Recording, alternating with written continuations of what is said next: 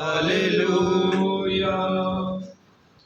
خداوند آپ کے ساتھ آپ کے ساتھ بھی ہو۔ ہمارے خداوند یسوع مسیح کی انجیل بمطابق مقدس متی۔ اے خداوند تیری تمجید ہو۔ مقدس متی کے مطابق لکھی گئی ہمارے خداوند یسوع مسیح کی انجیل، اس کا 23واں باب، اس کی 25ویں آیت سے بیان۔ تم پر افسوس اے فقیہو اور فریسیو، اے ریاکارو، کیونکہ تم سفیدی بھری ہوئی قبروں کی مانند ہو، جو باہر سے خوبصورت دکھائی دیتی ہیں پر اندر مردوں کی ہڈیوں اور ہر طرح کی نجاست سے بھری ہے۔ اسی طرح تم بھی ظاہر میں لوگوں کو راست باز دکھائی دیتے ہو، مگر باطن میں ریاکاری اور بے دینی سے بھرے ہو۔ تم پر افسوس اے ریاکارو اور فقیہو اور فریسیو، کیونکہ تم نبیوں کی قبریں بناتے اور راست بازوں کے مزار آراستہ کرتے ہو، اور کہتے ہو کہ اگر ہم اپنے باپ دادا کے ایام میں ہوتے تو انبیاء کے خون میں ان کے شریک نہ بنتے۔ اس طرح تم اپنی بابت گواہی دیتے ہو کہ ہم انبیاء کے قاتلوں کے فرزند ہیں۔ انجیل جلیل کے وسیلہ سے ہم سب کی خطائیں معاف کی جائیں۔ اے مسیح تیری ستائش ہو۔ مسیح خدا میں میرے عزیز بھائی بہنوں، آج تمام دنیا میں جہاں کہیں ہمارے ہندو بھائی ہیں نا، وہ ایک بہت بڑی رسم آج منا رہے ہیں، اور وہ رسم ہے رکشا بندھن۔ رکشا کہتے ہیں ہماری زبان میں، یہاں پر رکشا کسے کہتے ہیں؟ حفاظت کر۔ ہاں جی، ہاں شاباش، اچھا۔ بالکل بھائی، عارف نے صحیح جواب دیا ہے۔ ہم یہاں پر رکشا کہتے ہیں جو رکشا ہوتا ہے نا، جس میں ہم سواری بیٹھ کر جاتے ہیں اور لے کر آتے ہیں، وہ ہے، وہ ہمارے روڈ انگلش بھی ہے۔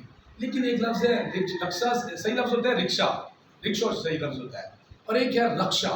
رکشا کا مطلب ہوتا ہے حفاظت۔ آج رکشا بندھن کا دن انڈیا میں منایا جا رہا ہے۔ ہماری دعا ہے تمام اپنے ان لوگوں کے لیے جو پوری دنیا میں ہندو مت کے لوگ ہیں اور وہ اس رسم کو منا رہے ہیں کہ خدا انہیں برکت دے۔ اس رسم کا ایکچوئل مقصد یہ ہوتا ہے کہ جو بہنیں ہوتی ہیں اپنے بھائیوں کے کلائیوں پر کیا باندھتی ہیں، وہ ایک راکھی باندھ دیتی ہیں، شاید اس کا مطلب یہی بنتا ہے۔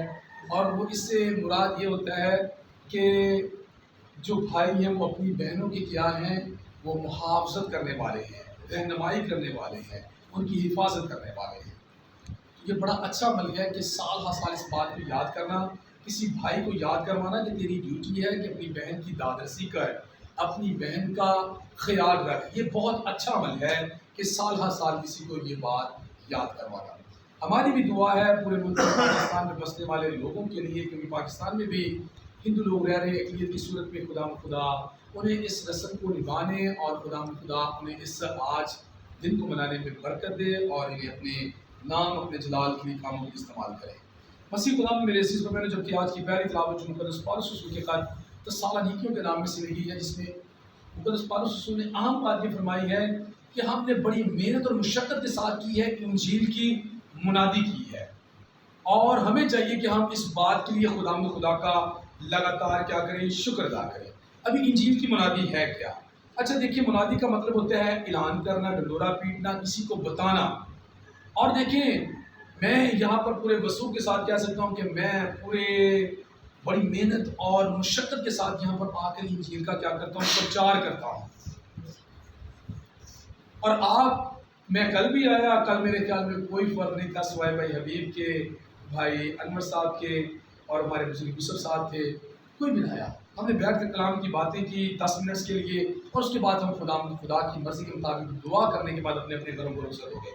یعنی کہ ہم نے اس بات کو ٹھانا ہوا ہے جو مقدس پالس رسول آج کی پہلی تلاوت میں فرما رہا ہے کہ ہم نے بڑی محنت اور مشقت کے ساتھ کیا کی ہے، انجیل کا پرچار کیا۔ اور انجیل کا پرچار ہے کیا؟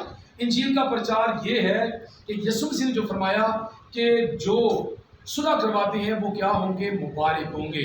صلح کروانے سے مراد یہ ہے کہ بھائی جو دو خاندانوں کو آپس میں جوڑیں گے، یہ ہے انجیل کا پرچار کہ تم لوگوں کو کیا کرو، آپس میں جوڑو، توڑو نہیں۔ ہم اپنے کسی بھی کام سے، ہم اپنے کسی بھی عمل سے وہ بات نہ کسی کو کر کے دکھا دے جس میں کسی کے اندر کیا ہے دراڑ ہے، جس کے اندر کسی کے اندر جو ہے نا رنجشیں ہیں. بھائی نہیں، کلام میں ہمیں سکھایا گیا ہے مرکزی بات جو خدا نے کہی ہے انجیل کے پرچار کے بارے میں. یسوع نے کہا جیسا میں نے تم سے پیار کیا ہے تم بھی ایک دوسرے کے ساتھ کیا کرو، پیار کرو. ہمیں چاہیے ہم ہر اس فرد سے، اس بہن سے، اس بھائی سے، بیٹے سے، بیٹی سے جو ہمیں ہماری زندگی میں ملتے ہیں اپنی مانویت سے کیا کریں، پیار کریں. یہ ہے انجیل کا پرچار جو مقدس پالس رسول نے آج کی پہلی تلاوت میں فرمایا ہے کہ ہم نے بڑی محنت مشقت کر کے کیا کی ہے، انجیل کا پرچار کیا ہے، انجیل کی کیا کی ہے، منادی کی ہے. بھائی ہم بھی اس بات لیے خدا کا شکر ادا کرتے ہیں. ہم صبح سویر حالانکہ دل نہیں کر ہوتا 5 بجے فلاحباد چرچ میں پہنچتا ہوں، وہاں پر چرچ کو بولتا ہوں اور پھر دعائیں کرواتا ہوں اور خدا کے نام کو جلا. یہ ہے انجیل کا پرچار. اگر آپ لگاتار خدا کے گھر میں آ رہے ہیں تو آپ بھی کیا کریں گے، اپنے کام و اعمال اور افعال کے ذریعے سے لوگوں کو بتائیں گے کہ آپ بھی کیا کرتے ہیں، خدا کے کلام پر عمل کرنے والے ہیں اور اس کا پرچار کرنے والے ہیں. مسیح خدا میں میرے عزیز بہنوں کے کلام میں یہ بات لکھی ہوئی ہے جس میں فرماتے ہیں کہ درخت اپنے پھلوں سے اور انسان اپنے کاموں سے پہچانا جاتا ہے. اگر آپ اچھائی اور بلائی کے کام کریں گے تو لوگ جانیں گے کہ اس کے اندر مسیح کا روح بس رہا ہے. مسیح خدا میں میرے عزیز بہنوں، آج کی جلد پاک میں خدا یسوع مسیح نے بار بار ملامت کی ہے، افسوس کیا ہے فقیر فریسیوں پر. آج یسوع مسیح نے خاص کر اس بات کے فقیر فریسیوں پر افسوس کیا ہے. وہ کہتے ہیں کہ تم سفیدی بھری ہوئی قبریں ہو، قبروں کی مانند ہو. تم اوپر سے تمہاری بڑی ٹھاٹ باٹ ہے، خوبصورت ہو، اچھے کپڑے پہنتے ہو، لیکن اندر ایسے ہی ہے جیسے کسی قبر کے اندر مردہ کی ہڈیاں ہوتی ہیں. بھائی کلام میں لکھا ہوا ہے کہ ہمیں کیا ہے، یسوع نے فرمایا کہ قیامت اور زندگی میں ہوں، جو بھی مجھ پر ایمان لاتا اگرچہ وہ مر گیا پھر بھی وہ کیا ہے، زندہ ہے.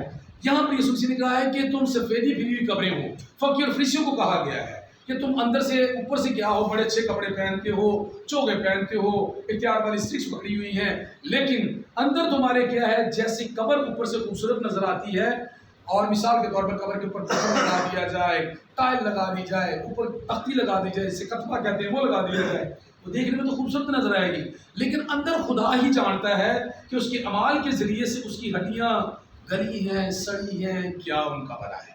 اسی طرح یسوع مسیح فقیر فریسیوں پر افسوس کر رہے ہیں. آج ہم اس بات پر غور کر رہے ہیں کیونکہ وہ کیا کرتے تھے، وہ اوپر سے اپنے آپ کو ٹھیک رکھتے تھے لیکن اندر ان کے کیا تھی، بدی تھی. آج یسوع مسیح نے انہیں ان کا چہرہ دکھایا ہے.